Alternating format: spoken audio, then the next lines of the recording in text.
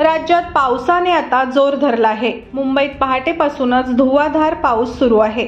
मुंबई शहरासह उपनगराला पावसाने अक्षरशः झोडपून काढले आहे, तर नागपुरातही जोरदार पाऊस कोसळत आहे। त्यामुळे जनजीवन विस्कळीत झालं आहे।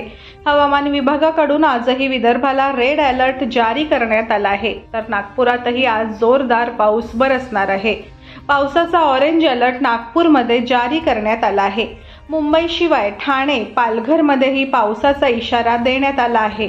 त्याशिवाय राज्यातील इतर भागातही मोठ्या प्रमाणात पाऊस कोसळत आहे। अनेक ठिकाणी अतिवृष्टी झालेली आहे, तर बऱ्याच भागात पूरसदृश स्थिती निर्माण झाली आहे। आज सोमवारी 22 जुलैला राज्यात मुसळधार पावसाचा अंदाज व्यक्त करण्यात आला आहे। या दरम्यान काही जिल्ह्यांमध्ये अतिवृष्टी होण्याचीही शक्यता आहे, तर अनेक ठिकाणी प्रशासनाने खबरदारी म्हणून यंत्रणांना अलर्ट राहण्याच्या सूचनाही दिलेल्या आहेत।